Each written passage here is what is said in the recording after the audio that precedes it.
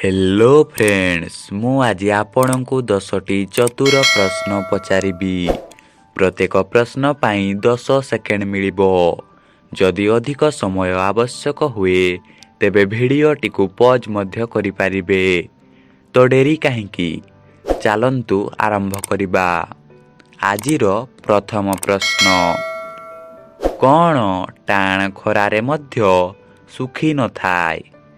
ପ୍ରଶ୍ନଟି ପୁଣି ଥରେ କହି ରଖୁଛି, କ'ଣ ଟାଣ ଖରାରେ ମଧ୍ୟ ଶୁଖି ନଥାଏ? ଯଦି ଉତ୍ତରଟି ଜାଣିଛନ୍ତି ତେବେ କମେଣ୍ଟ କରନ୍ତୁ।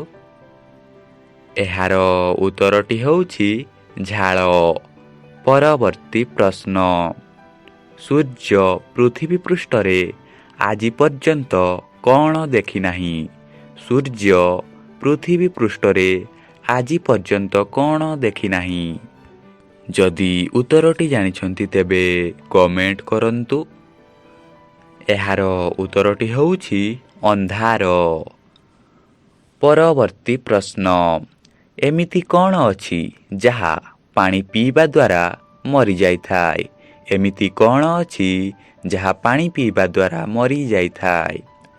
ଯଦି ଉତ୍ତରଟି ଜାଣିଛନ୍ତି ତେବେ କମେଣ୍ଟ କରନ୍ତୁ। ଏହାର ଉତ୍ତରଟି ହେଉଛି ଶସ। ପରବର୍ତ୍ତୀ ପ୍ରଶ୍ନ, କେଉଁ ମାଛ ସମୁଦ୍ରରେ ପହଁରି ପାରେ ନାହିଁ? କେଉଁ ମାଛ ସମୁଦ୍ରରେ ପହଁରି ପାରେ ନାହିଁ? ଯଦି ଉତ୍ତରଟି ଜାଣିଛନ୍ତି ତେବେ କମେଣ୍ଟ କରନ୍ତୁ।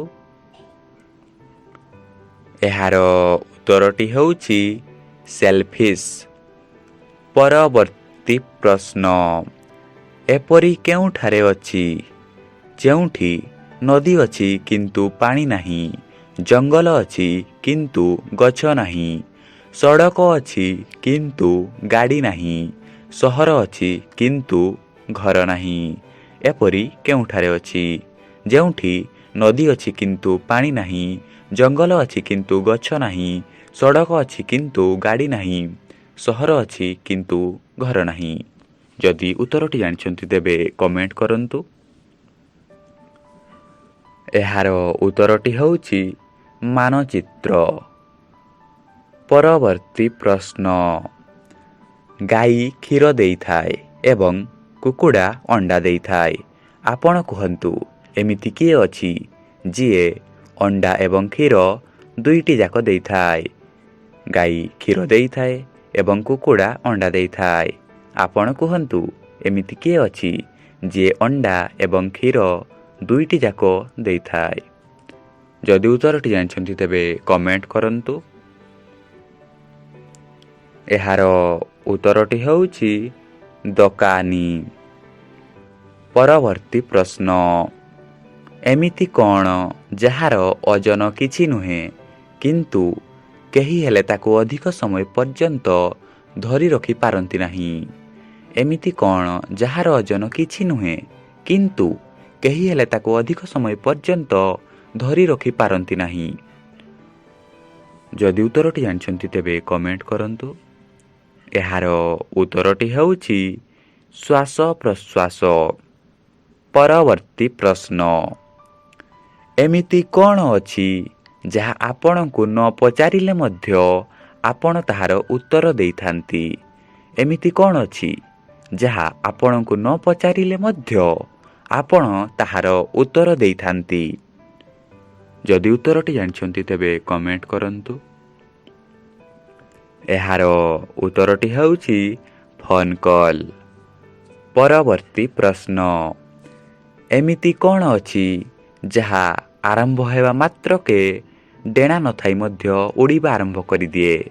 ଏମିତି କ'ଣ ଅଛି ଯାହା ଆରମ୍ଭ ହେବା ମାତ୍ରକେ ଡେଣା ନଥାଇ ମଧ୍ୟ ଉଡ଼ିବା ଆରମ୍ଭ କରିଦିଏ?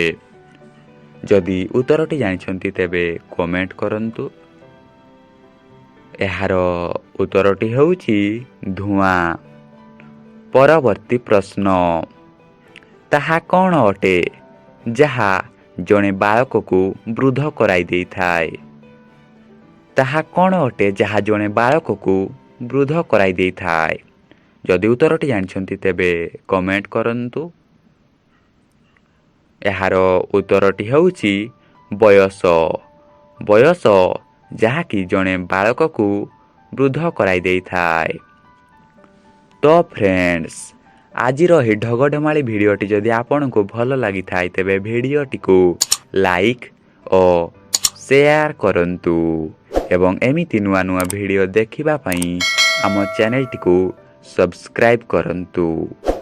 ଆପଣ ନିଜର ବହୁମୂଲ୍ୟ ସମୟ ଦେଇଥିବାରୁ ଧନ୍ୟବାଦ।